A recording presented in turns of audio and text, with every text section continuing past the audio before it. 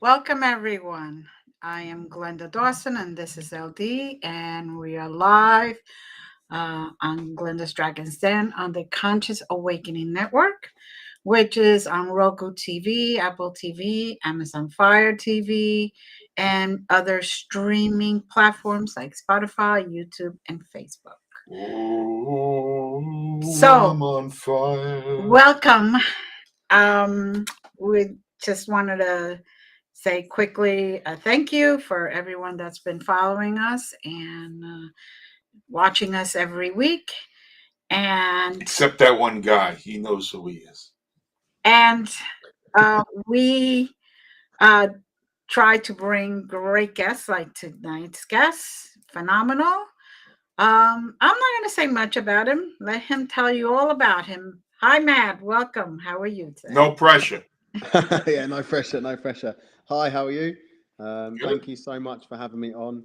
Happy spring equinox. Yes, happy to Ha- have you. Happy Happy full happy moon. we Happy had. everything. Happy new astrological years. Like everything's on fire today. So Yes. not literally, but yeah, really good. But thank you so much for having me on.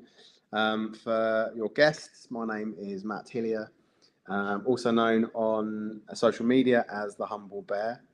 And my job is to help people and empower people to find happiness, to find joy, to find abundance, to find peace in their own lives through various different modalities.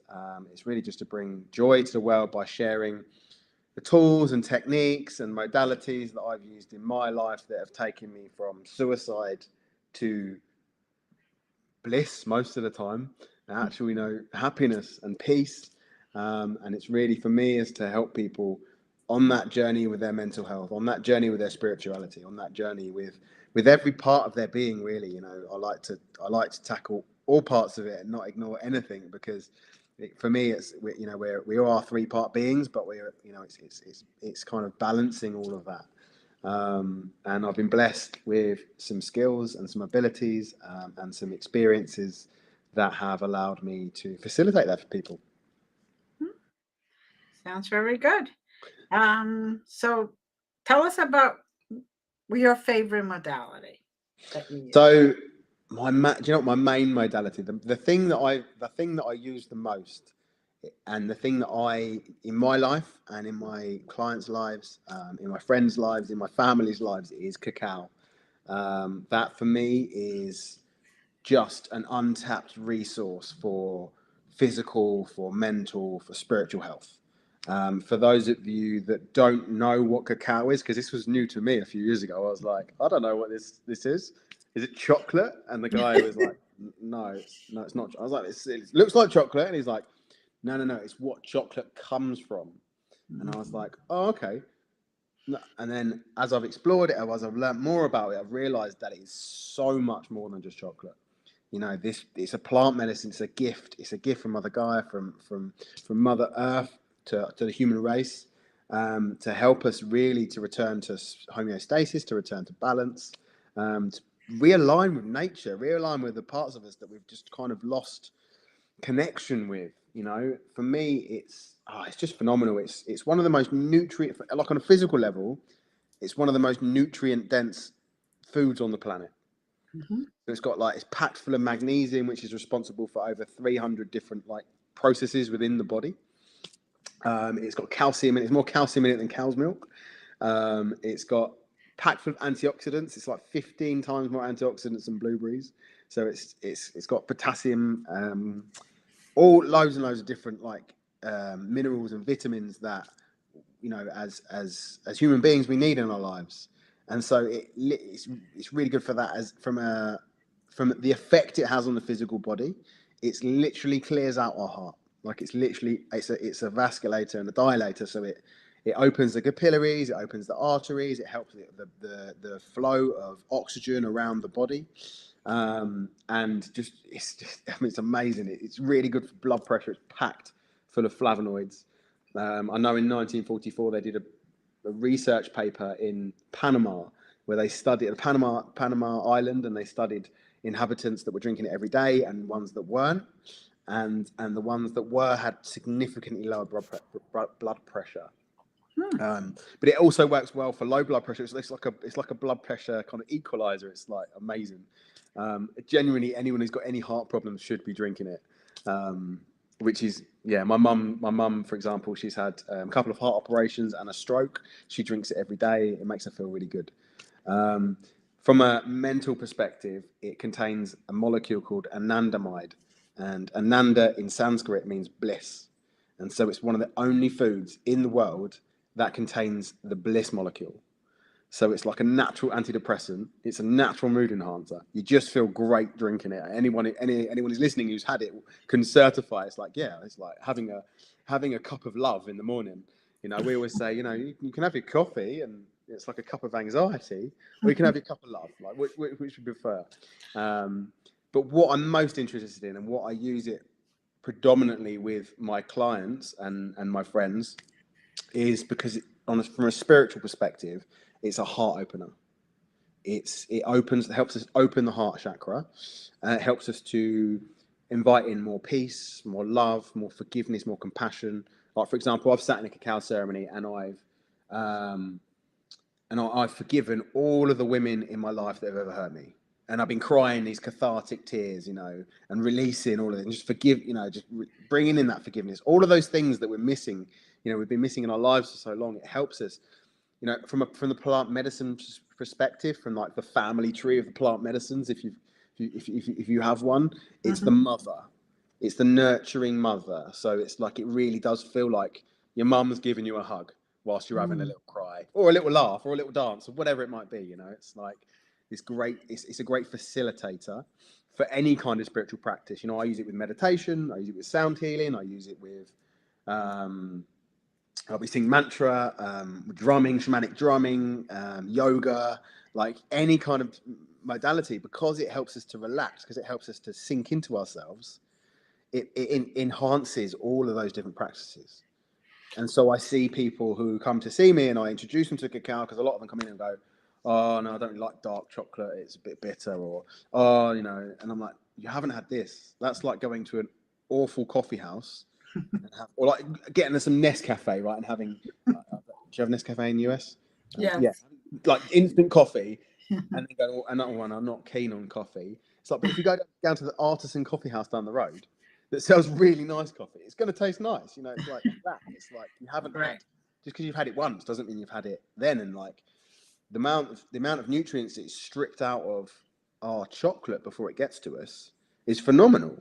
Like the way they process it, the way they roast it on a really high heat. You know, they strip out the butter. They send the butter to cosmetics companies to make lots of skin creams and stuff, which is nice. But that nutrients within the cacao is just so beneficial for us. Like, it's a superfood. It's a superfood. It's like amazing. Just to be clear, yep. Because I like to be clear, this is not the secret ingredient that a major soft drink manufacturer had to eliminate. No. Okay. Cacao grows in pods on a tree in around 20 degrees either side of the equator. 20 degrees Celsius. All our chocolate comes from. It's what all our chocolate comes from. It comes in beans that look like, they're like cacao beans. They look like coffee beans. They're ground down into a paste, and it looks like a chocolate bar. It looks just like a chocolate bar, and it's very similar to dark chocolate. It's just got all the nutrients still left in it. It's not. But you understand. Just so I want to be clear with know people that are not informed. So I don't want that because that's it. You know, this is different. Not, let's just say it's not cocaine. Right. Thank you. There you go. Cocaine was a big part of my story. Yeah. It was a big part. My addiction was a big part of my story. If you're interested in learning how I came to this, yes, but it's definitely not that. We're interested in learning anything you want to share with us, Matt, because you are our guest for this hour, and we want people to embrace all of you. Yeah. Well, let's start at the very beginning, as they say in The Sound of Music. So my journey, I suppose, my journey started at birth, but my journey, or probably before then, if you believe in past lives, but my journey into this stage of my spiritual evolution started in 2018 when I was, I'd always been scared. You know what? I'd always been fearful as a child. I can remember being like 5 years old, always really scared of what people thought of me, always, trying to be something I wasn't, trying to fit in with a crowd by just being something else, whether that be the music I liked, whether that be the clothes I wore, whether that be the way I spoke, everything. I'd change anything to fit into what I thought people wanted me to be. And it evolved into some quite damaging behaviors, where I ended up being quite addicted to the gym. I ended up using a lot of steroids to try and be something that I wasn't, try and be bigger, to try and be bolder, to try and look all good on the outside so that people didn't know how bad I kind of felt on the inside. It also led me down the path of drinking a lot of alcohol, and I always drank what I now understand to be alcoholically, as in I was either sober or completely like annihilated. There was no in between for me. It was like I just had a switch, like boom, I was drunk, and it also led me into substance addiction as well. And I'm now, now looking back at it, I understand that was my escape. That was my solution that I had at the time. And so in 2018, everything came to a head. I ended up trying to take my own life. It got really, really dark. I was fed up with the damage I was seeing around me that I was causing, or that I perceived I was causing around me. And I didn't know anything about spirituality. I wasn't spiritual. I wouldn't have classed myself as spiritual. I'd have classed myself as an atheist. And probably would have taken the mick. I wasn't very nice back then, so I probably would have taken the mick out of anyone who did have a spiritual belief and kind of like belittled them. Now, probably because I felt threatened in some way by them. Right. But that's who I was then. I was very angry back then. My rugby friends used to say that I was like the Hulk because I was always angry. I would have told you that I was the calmest person in the room, because I thought, yeah, no, I'm not angry. I'm not, I'm absolutely fine. But it all kind of culminated in 2018 with his suicide attempt, and now I look at that. I look at that moment. I look at that point in my life as probably the best thing that has ever happened to me, like hands down, because it accelerated me onto this path. Like I like to use the elastic band analogy. Like the further you pull that elastic band into the darkness, the faster it flies into the light. And that's been my experience. I hit rock bottom. I couldn't get any lower. Like I ended up in a rehab center in London, England, and actually, I thought I was going in there for anxiety and depression. I joke sometimes and say I was going in for anxiety and depression, and I left with 10 addictions, because as they started to unravel my life, they were showing me all the areas in my life where I would do whatever I could to avoid feeling anything. And by this point, I had labelled every feeling I had as anxiety. Like I could be happy, I'm anxious. I could be sad, I'm anxious. Everything just felt anxious. I had psychosis. I would be standing at a window for about 8 hours, convinced that a SWAT team were going to come through the window, which is quite ludicrous, because they really weren't bothered about little old me. And they weren't going to send a SWAT team, that's for sure. But it culminated in this moment where I had that snap, and they call it like an internal snap, and I ended up in this rehab center. I remember walking in. Actually, that's a lie. I didn't walk in. I remember being dragged in, and I saw the 12. It was a 12-step rehab center, and I saw the 12 steps on the wall, and I got to step 3 where it said the word God, and I said, this isn't the right place for me. In fact, I think I said, I'm on the wrong course. I think I need a different course. And they were like, okay, we'll see if you can they must have heard it so many times. We'll see if we can change you and, move you on to something more appropriate. And it's like, now it's like, I love what the 12 steps did for me. I love that journey that I went on. Sitting in that rehab center, completely broken, like a shadow of the man that I am today, quite literally. And a friend of mine in there said to me, why don't you just try praying and meditating? Like, just give it a go. And I said, no, don't do that. I'm a beer drinking, coke sniffing, rugby playing, that's who I am. That's what I do. And he said, look, Matt, I'm going to be really honest with you. You haven't stopped crying for a week. You can barely stand up. What have you got to lose? And he said, look, you can even just do it in your room. Just go in your room, 10 minutes. Ask for help. Ask whatever you believe that higher power to be, because I didn't have a belief at that time. You know, even if it's like a dead relative or nature or the universe or just something that isn't you, because you are the one that got you into this space. Your mind, your ego is the one that got you here. Don't be asking that. You know? And so I did. I started, and it really changed. Things started to drop in my life in that environment.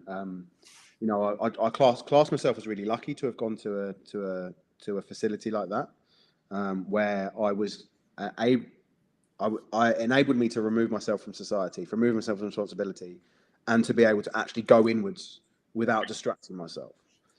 And did it enable you or did it empower you? Empowered me, yeah. Sorry, Thank you. Empowered me. Yes, yeah, you're right. It empowered me to be able to do that because it's something I couldn't do before. I couldn't sit still. I couldn't, you know. Well, I say I couldn't. It was a challenge for me to sit still. It was a challenge for me to go inside. Mm-hmm. And so it'd be things like I'd be sitting in a room with the sealed room with someone, and a feather would somehow float down from the ceiling where there's no feathers at all and land on my leg. And the guy sat next to me is like, I don't understand where that came from. You know, feathers were following me around this place. There was a rose that quite literally blossomed in front of my eyes. Wow. And I was just like, wow, like what I didn't understand what it was. I just knew it wasn't me. Mm-hmm. And I started developing this concept of a higher power, you know, call it God, call it universe, call it whatever you want to call it. You know, it's just a word, but that higher power that I was like, wow, you know what, there's something in this. And so prayer and meditation started to become an integral part of my life.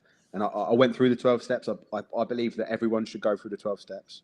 It probably should be part of the schooling curriculum, to release people's fears and their resentments. You know, I had a lot of resentments. I think over 200. I wanted to get everything out. It's like, I just want it all out, you know?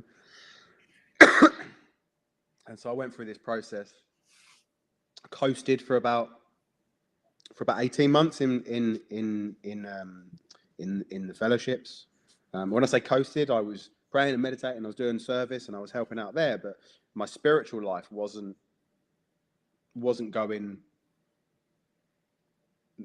progressing loads. You know, I was doing kind of the base level. I was doing enough to get through. Mm-hmm. And the universe gave me a massive kick up the arse. Through a twin flame experience, which a lot of people think twin flames are, oh, I'd love to meet my twin flame. I honestly hope you never do, because it's horrendous. Yeah, it's like, oh my God, my head was just mental for about a month. It was the mind. I couldn't understand why the mind was so powerful, and so like the mind was so powerful that it was causing me physical pain. And what happened is I stumbled across a guy in America, mm-hmm. Called Kurt Johnson, who ran a group for Twin Flames. And mm-hmm. and I remember waking up at 2:00 in the morning, like with this head on me, going, I've got to sign up. I'm just going to give him my money. Like, and then I sent the money, and I was like, for this course, and I was like, well, that's the last time I'm going to see that. Like, it's definitely a scam. It's not, you know, and it wasn't. But as soon as I got in that, what they actually taught was presence. What they actually taught was, you know, I literally lived for a year after that. I lived my life by Eckhart Tolle, The Power of Now. You know, I lived my life in the present moment, studying the present moment, you know, working out. I had an alarm on my phone that used to go off every 15 minutes so that I could check where I was. Was I actually in the moment, or was I in my head? And if I was in my head, what was so interesting in there? And did I really care about it? Because 99% of the time, I didn't. It was just nonsense that I didn't need to be thinking about.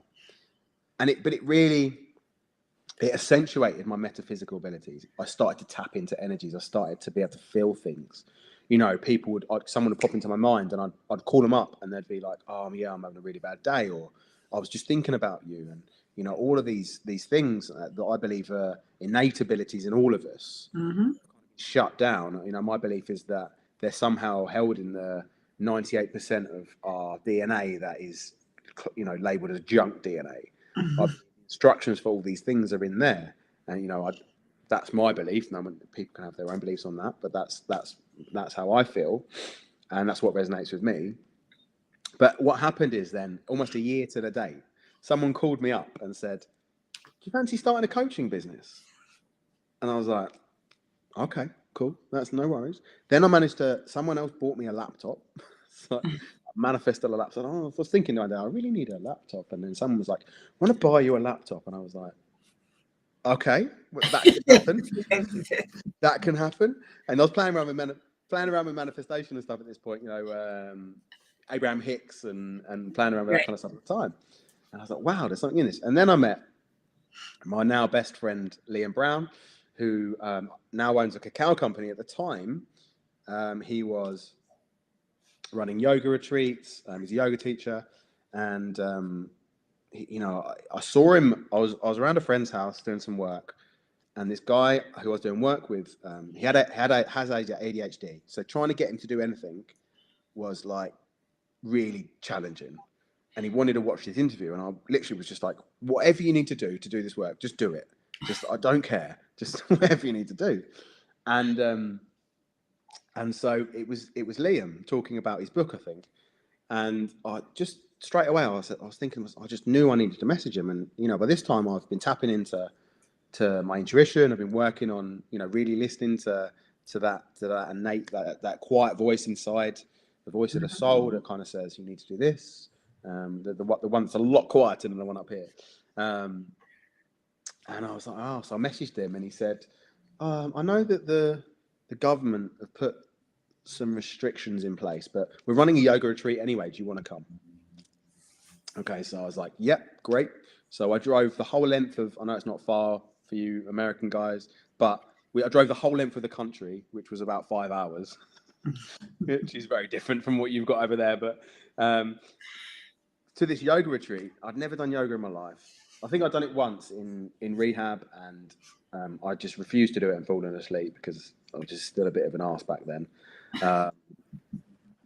And he sat me down and he, you know, welcomed me, and I was late, and I'd been driving a lot up the motorway with all these signs saying "Stay local," and I was like, "Yeah, cool." This is the beginning of 2021. So I'm like, "Yeah, cool, no worries. Of course, I'll stay local."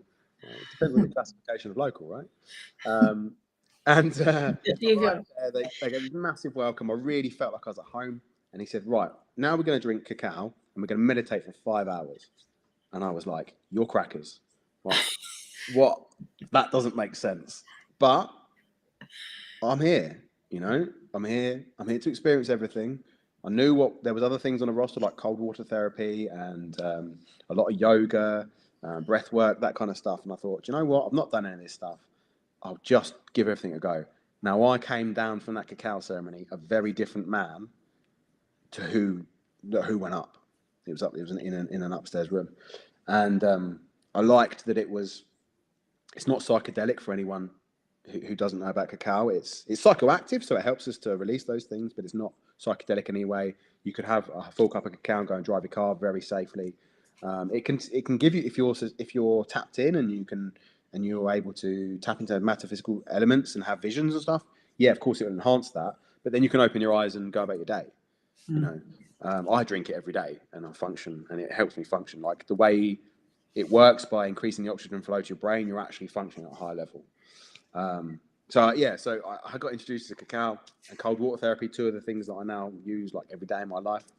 And that really just kick-started my journey. And I was up and down the country after that every other weekend when I didn't have my little girl, sitting with cacao in ceremony and learning about it and helping my, you know, to release the parts of me that I needed to release. And, you know, people have asked me, you know, why do we need all these plant medicines, right? I think someone asked Liam, a religious person, said, "Why do we need these plant medicines?" It's like, because we're not running out of time, but we need to jumpstart this thing. You know, there's the philosophy that in 2032 is the end of the process from what started at the end of the Mayan calendar. We're now halfway through, and You know, 2032 is when we need to be 5D ready. You know, remember when your TV was HD ready? Yeah, 5D ready. Correct. And so it's like that's why they're coming out of the jungles now. They're coming out of the jungles to help us to step up, to release what needs to be released, isn't it? I'm not saying that it's for everyone. You know, everyone's like there's multiple paths up the mountain. That's the beauty of life. Multiple paths to the mountain, whatever resonates with you. But for me, cacao has been phenomenal assistance in that, and enabling me to release the stuff that I never even would have looked at because I was too scared. I didn't feel safe to. And yeah, so that was my journey. And then in the cacao ceremony, I wanted guidance. I was like, I know I'm here to help people. I don't know why. I don't know how. And I really want to find that purpose. And so I sat with my mother cacao, and in my vision that in that ceremony, Mother Cacao came to me and she was like, this is what you're supposed to be doing. This is your purpose. Your purpose is to be serving this as a medicine, you know, and sharing this with the world. And so I was like, oh, and it was like, right after the ceremony, go and speak to Liam. And then I went on some like really nice meditation. She like put me through some really nice galactic kind of, I'm quite galactic when I speak a lot of light language and channel a lot of things like that. And that's been due to cacao as well, but we'll get into that maybe later. And then yeah, so within a month I had my first ceremony booked, and you know, I've assisted Liam setting up this cacao brand. He gets cacao from Venezuela, and it's the most amazing cacao that I've ever used. And that's not because he's my mate. That's genuinely like, we tasted hundreds of cacaos. Some of them tasted like old boots. Some of them were, and this one was particularly nice. The energy was so pure and so heart opening that it was like, this is the one, you know. And it's been a blessing. We've just been on tour. I've literally got back today. We've been on tour around the UK, taking cacao ceremonies all around the country, and just sharing this magic with as many people as possible. Now, is this the same basic concept that the Mayans? Yeah. So my lineage comes from Guatemalan kind of area where Liam met a guy called Keith Wilson, who is probably like he's probably responsible for bringing cacao back into the world, into the Western world. Okay. Because as we all know, that South America got a little bit decimated by certain Spanish people, and lost a lot of these practices. A lot of these traditions were lost for a long time. And he was visited by spirit and asked to go and find cacao and bring it back out. So he went into the jungles. He went and found the people that were still using it traditionally, still using it in ceremony. He went and experienced that with them and learned about it, and then came out. And then Liam met him in San Marcos in Guatemala, where he was living. He said he was walking down the road. He was there for ayahuasca, and he was walking on the road, and some guy said to me, "You need to go and see the cacao shaman." And he was like, "Cacao? What are you or the chocolate shaman? You go and see the chocolate shaman, mate? I'm not here for chocolate. What are you talking about? I'm here for the hard stuff. Like, I want to change my life." And he's like, "No, go and experience it." So he went and experienced it, and it changed his life. And he's been working for 10 years, and then he introduced me to it. He now does his own like facilitator training with it as well, which is phenomenal, which I've just been on to kind of upgrade myself as well. And so that's where kind of my lineage comes from. So, and probably 99% of the people serving cacao in the Western world, that's where their lineage comes from as well, because he was responsible for reigniting this medicine, you know, bringing it. They say that the spirit of cacao comes out of the jungle at times when the human race is out of sync and out of balance. And I don't know if you've noticed recently, but we're a little bit out of sync. A little bit. Just a little bit. Well, the public education model is to get everybody to walk down the right side of the hallway, or you know, maybe in the UK it's the left side of the hallway, but the same side of the hallway. Yeah. And to get into that box. It's a government indoctrination camp. Right.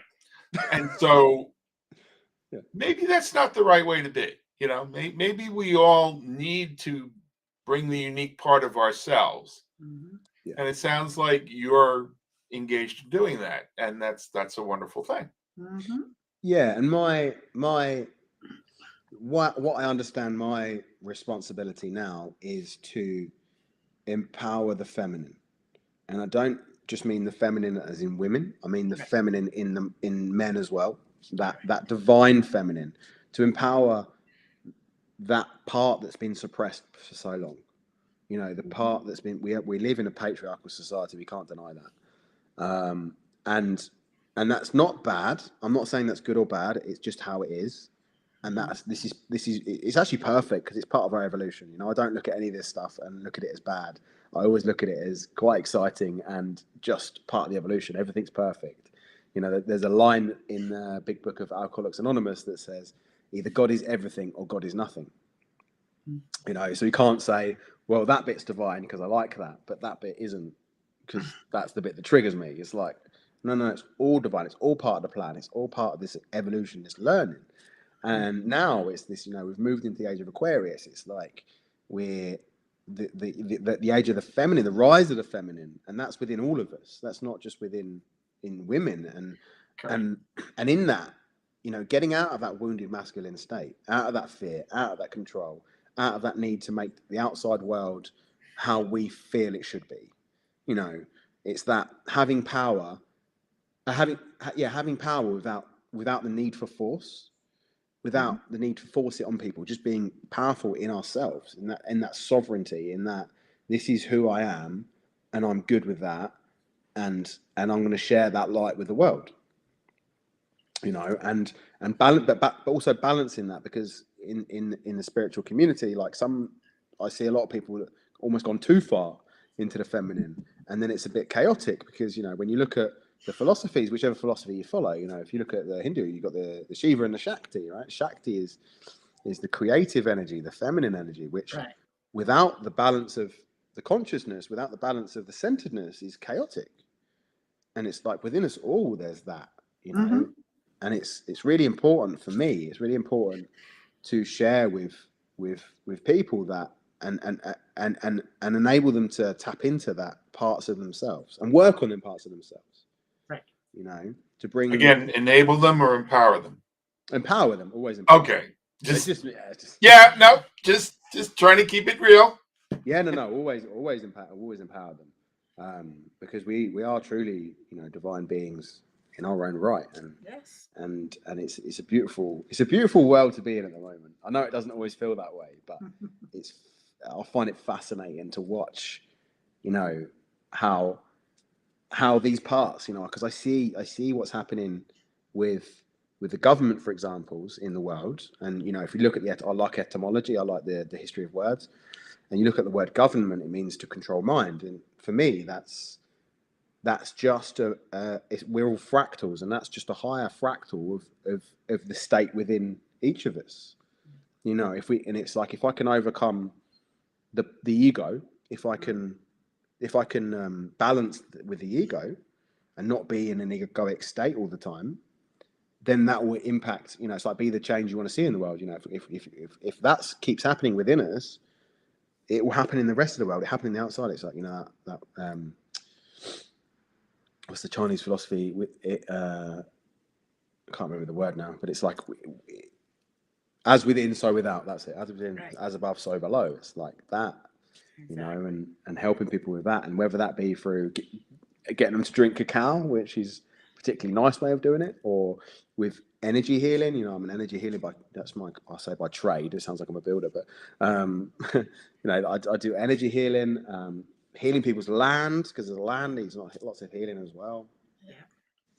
So many different aspects, whatever resonates with different people. And I love that there's so many different facilitators in this world, and they've all got their own unique, like, resonance and their own unique vibration. And it's like, you know, because I don't want just any clients. I want my soul clients, the clients that resonate most with me. I don't just want, you know, if I don't want to go and pinch someone else's, you know, because that's not in alignment.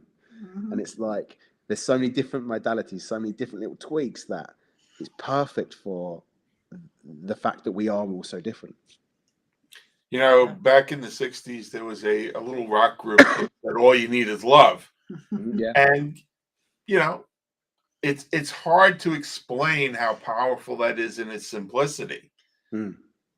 But in its pure simplicity, that's really, many paths, one truth. Yeah. Yeah. Exactly. And my experience is the more I open my heart, the better the world I am, and the better the world is around me. Mm-hmm. I follow a lot of Michael Singer, and he talks about the heart a lot, and and how a lot of the time when we're triggered, we're trying to stop these energies getting into the heart. Mm-hmm. But actually, all they want to do is flow up and out. That's all they want to do. And that's, for me, that's what all these modalities are for. They're for allowing that energy system that we built these little early warning systems in it, because at one point something happened and it hurt, right? So, put an early warning system in there. And then when the energy comes up and hits that in a certain way, we feel triggered. But all that energy wants to do is come up and out. And as I, from my experience, as I allow that to happen, the next time I'm not triggered, or I'm triggered a lot less, Mm-hmm. and then I'm better because I'm then able to respond rather than react. I'm able to come at it from a space of I'm actually okay with whatever just happened, and therefore I can bring the best energy to this. I can actually see what the moment in front of me wants of me, Mm-hmm. rather than being like, oh my God, I've got to stop this fear. I'll do whatever I need to do to stop this fear. That's how for me, I know from my experience, that's how I lived most of my life, was like trying to change the outside world to in order for me to feel better, which just was like an impossible job, right? It's so much more interesting when you allow it to empower your soul, isn't it? Yeah, definitely. And that's why I'm sorry I keep coming back to it. But yeah, I mean, I'm not big on enablement, empowerment. Yeah, I can get behind that. Yeah, I think when I'm talking about enablement, I'm talking about, it's almost like sometimes it's giving people permission Mm-hmm. to tap into that power.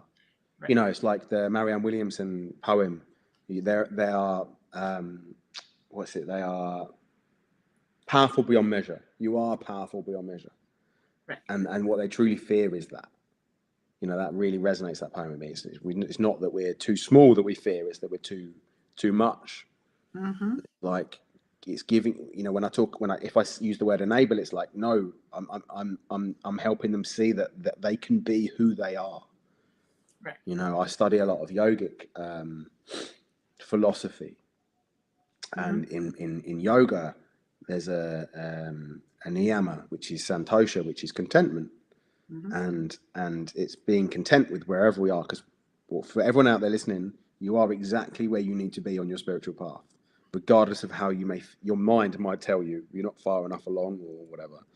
You are exactly where you need to be, and that's that. And if you can become content with that, then you can move on to the next niyama, which is tapas, discipline. And it's then we can put in the practices in order to evolve. But from a place of contentment, not from a place of I'm not enough, therefore I need to meditate 10 hours a day or whatever your practices are in order to get somewhere. It's like, no, I'm content with where I am, but I want to improve this within me or this within me. Right. So it kind of ties into the Maslow hierarchy of need as well, the pyramid of self-actualization.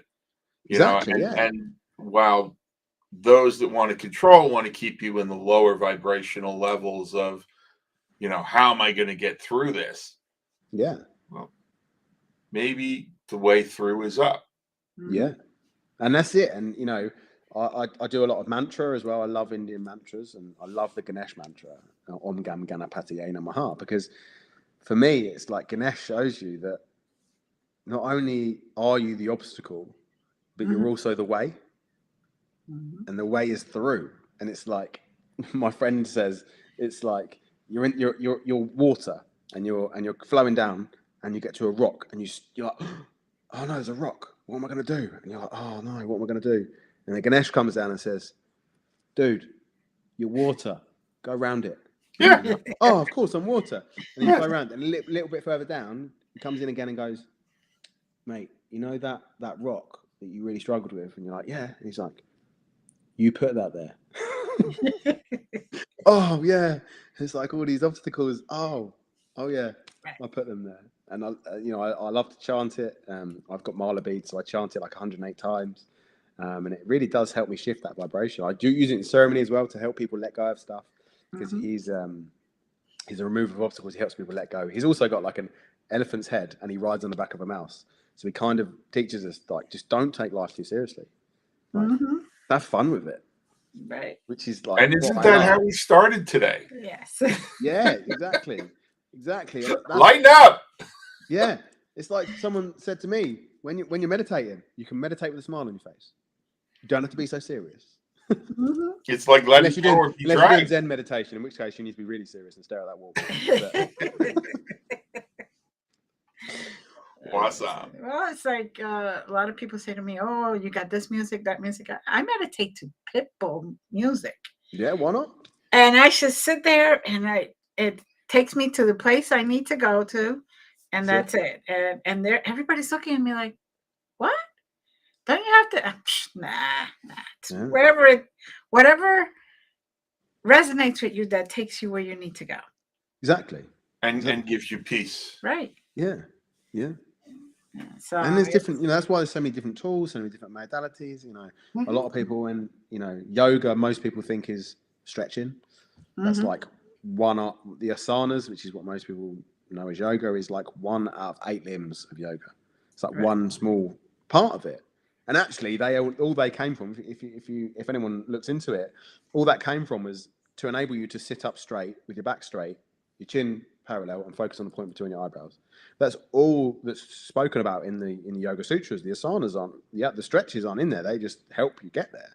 right. So you can sit there and do the pranayama, the breath work, the everything else, and hopefully reach samadhi at some point and be levitating down the Ganges, which would be nice. There you go. So, now, what other modalities do you use?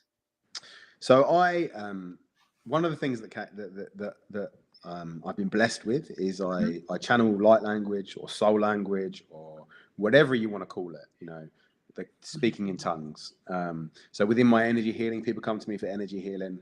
It involves me speaking light language. It involves I'm a Reiki master, along with most of the spiritual community, but Reiki master, Angelic Reiki, Theta Healing. So I'm attuned in all of those areas, but the modality that I use is very much intuitive. It involves shamanic drumming. It involves sound healing. It involves crystals. Whatever comes to me. Sometimes I'm like, oh, the other day I had a feather. Ended up with a feather in my hand. I was like, I don't know where that came from, but it needs to be used in this specific location. I was like, okay, cool. I also use I've got a frequency healing device that's based on Nikola Tesla's research, and it's got access to like 144,000 different frequencies, and it can play them for different purposes, different programs. So you might have one for the root chakra, or one for the heart chakra, or one for just general health, or there's hundreds of different programs. So I intuitively tap into what that person might need, whether this be remotely, or if they come to me remotely, or if they're in person. I'm able to play that into their bioenergetic field to help balance whatever they need support in balancing within themselves, whilst I'm doing energy healing and talking, channeling light language, which is also very healing. So it's like a super powered healing modality that shifts people. I'm honestly feel so honored to be even able to do half of it, let alone, I did some healing on someone in the ceremony, because it always comes into the ceremonies as well. So on Saturday I did a healing on this guy, and he was like, my whole body was vibrating. And then we were actually staying with him as well. And then the next morning he was like, I was traveling with aliens. I was lucid dreaming. I was like, it kind of activated all this stuff in him, and he was like, it's phenomenal. And light language just brings so much peace. Yes. And joy, and you could feel that love just, it's like the ultimate love language, I call it. Yeah, yeah. Be- And when it first started coming through, I was quite scared of it. I didn't know what it was. You know, it came to me in a healing session, and I was suppressing it. I didn't Right. want to. I was like, oh, I don't want to disturb people, or you know. And then it took me about Right. 9 months before I was just like, I can't keep suppressing this. I've got to let it out. Right. And after I started, my life just took off. Mm-hmm. Because as I was healing people, I was healing too. Mm-hmm. You know, because of that interconnectedness, all that, you know, quantum That entanglement. symbiotic relationship. Exactly. So it's something I've been, very blessed to experience. Yes, it is very powerful. Yes. Yeah. And it's been within us for a long, long time. Yeah. Just Yeah. a matter of getting to that moment where actually, like you said, allow it to come out. Yeah. And I had, because I had wanted to be a channel. I think ever since listening to Abraham Hicks, I was like, I want to be a channel. I want to do that. You know, it resonated with me. I don't, not for everyone, but I was like, so Right. I've been saying, you know, I'm ready. You know, I'm putting it out there to the universe. I am ready.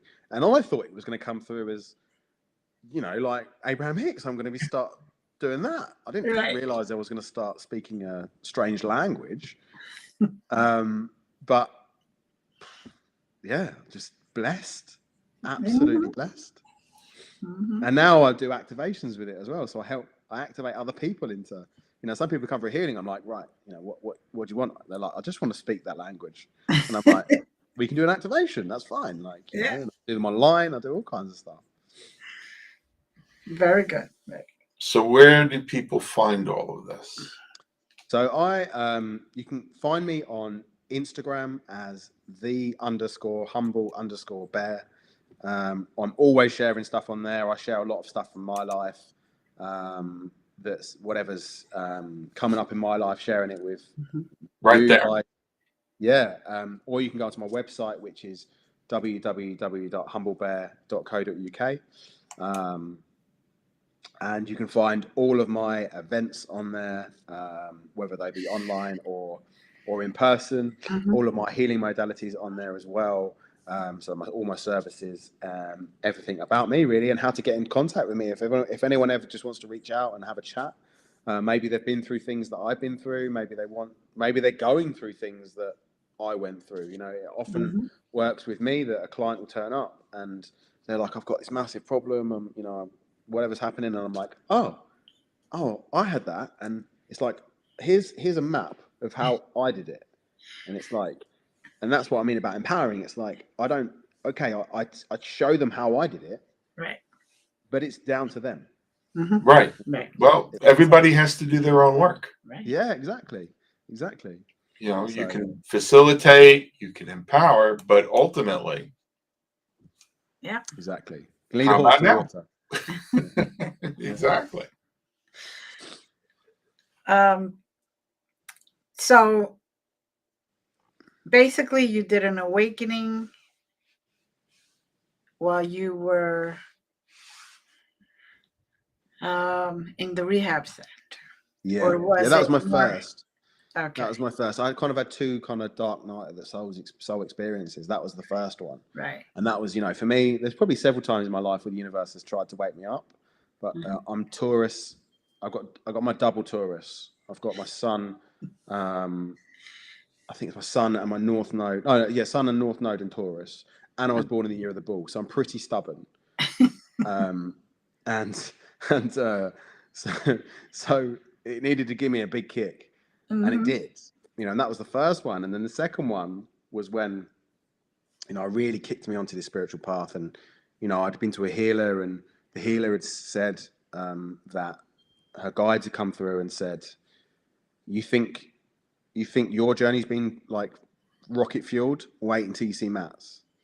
You know, it's like someone lit the touch paper and it's going to go into the stratosphere. And at the time I was like, little old me, what are you talking about? Like, you know, that's not me. I'm just normal Matt from well, I was in Brighton at the time, from Brighton. That's not me. Right. And then, you know, as I've seen my journey, I'm like, okay, yeah. And it's been intense, don't get me wrong. You know, last year I had a whole week where the universe conspired to trigger me to refill all of the emotions that I had around my suicide attempt. Because what I'd done back then was try to escape and suppress and not feel it. Mm-hmm. Anyway, it conspired to bring up all of the fears, all of the rejection, all of the abandonment, all of those really deep things. And I knew at the time I had to deal with this differently. And so for almost an entire week, I laid in bed. I didn't do any yoga. I didn't do any breath work. It was just meditation. That's all I did. And I just felt. That's all I did. Just allowed those feelings, like we talked about earlier, that allowed those feelings to flow through. Observed the mind, observed whatever was going on, and knew it wasn't me. It just needed to get out. And I was kind of like, I'm fed up with all this stuff in here. Fed up with this baggage. I want it gone. And that was, truly empowering. Mm-hmm. Well, it's residue that needed to come out. Exactly. Yeah, so. It's like I like to talk about it as like a helium balloon, and it's like it's tied to a rock, but in order to release the rock, you need to look down at it. Right. See where you're cutting, see Right. what you're releasing. And once you do, the helium balloon just does what any helium balloon does and just floats up. Mm-hmm. That's the soul. The soul just wants to float up, but you need to look down to be able to, yes, that's the bit I need to release. That's the bit I need to let go of. Mm-hmm. This is the bit that's holding me back. So you took your turn. Yeah, exactly. Very good. And don't want to say this to you but we do go through a few of those. Yeah. It's not a just one-time deal. I wish it was. Well, I love them now. Yeah. I love these experiences now. I love getting triggered. My girlfriend thinks I'm nuts because because when I feel that trigger, I'm like, yes, this is an opportunity to evolve. This is an opportunity to rise up, to be better, to be lighter. Right. Because all of this, that's all it's doing. It's just wanting us to. The universe just wants us to ascend. Mm-hmm. Like, we can just let go of it. Okay, yeah. In whatever way that resonates with you, it's just like, yes, set yourself free. Exactly. Step by step. Exactly. And soon you'll be where you need to be. And then they'll say, okay, you've been there long enough. Okay, let's start it up again. Yeah. And normally when I'm in a good space, I'm like, come on, give me something. And then it hits me. I'm like, why did I say that? Yeah. You know what they say, be careful what you wish for, because you might just get it. Mm-hmm. Yeah. No, sometimes we have to just think of, okay, I need a break. Yeah. Time out for a little bit. Just let me recoup, I don't know. I'm a sucker for punishment. And you know that whether we ask for it or we tell them we need a break, they're going to give us those opportunities whenever they feel that it's the right time. Exactly, yeah.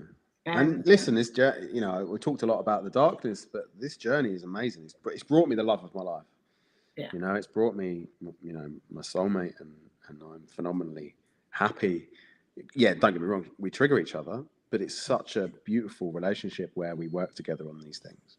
Mm-hmm. Jay, I wouldn't know about triggering each other.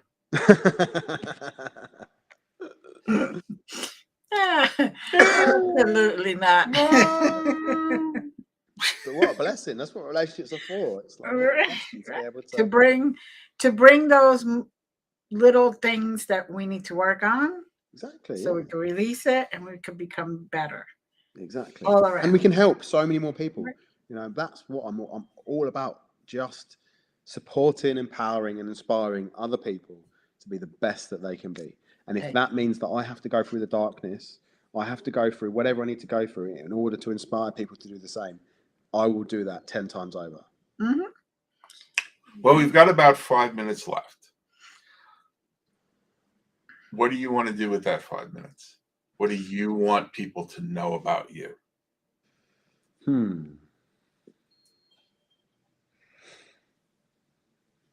Guessing it's just, I'm here. Mm-hmm. I'm here to, like I said, to support, to empower people. Anyone out there who is going through stuff or who resonates with whatever I'm talking about, I'm always around. to talk in whatever whatever form. We've got so many different forms of communication these days. I get lost, but they're all on my website, so you can find my number, you can find my email, you can find my everything on there. But yeah, just I suppose it's just for people to keep going. Right. Whatever it is, whatever the universe is throwing at you right now, it's never. I promise you, it's never too much, ever too much, and there's always a way out of it. There's always a way through it. There's so much support out there in whether that be going down to your local meditation center or whatever you've got around you, or jumping online. Most energy healers will or coaches will, and the blessing that COVID gave us was that it gave us the ability to reach cross continents. I've healed people in Australia, I've healed people in Trinidad, I've healed people in the US, I've healed all over the place. And someone in France the other week, it's like, don't even have to be in the same location. Quantum physics is now showing what us spiritual people are like. Yeah, we've known that for a while. Yeah, it's like monks in Himalayas have been like, yeah, we kind of knew that. And so it's just, I suppose, I just encourage people to reach out. You're not alone. You truly never have been, and you never will be alone. Exactly. And especially for men as well, because I know from my experience that I really struggled to reach out. I really struggled to admit that I was struggling with mental health, and it almost killed me. And so it's just to encourage men to even if it's just one person in your life you can just speak to about this stuff, or if it's just a stranger on the end of the phone that you could just get to know him. Just, I need to talk to you about this.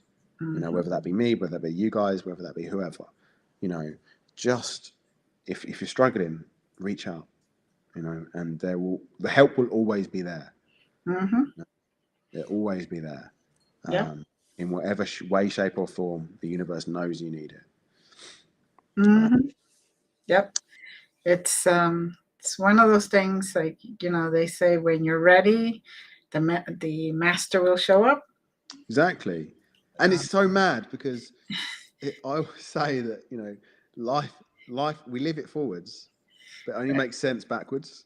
It only makes sense in reverse. Oh yeah, I can see why that happened now. At the time, it's like, oh my God, this is ridiculous. Why this is happening? And you look back and you're like, oh, no, it makes sense.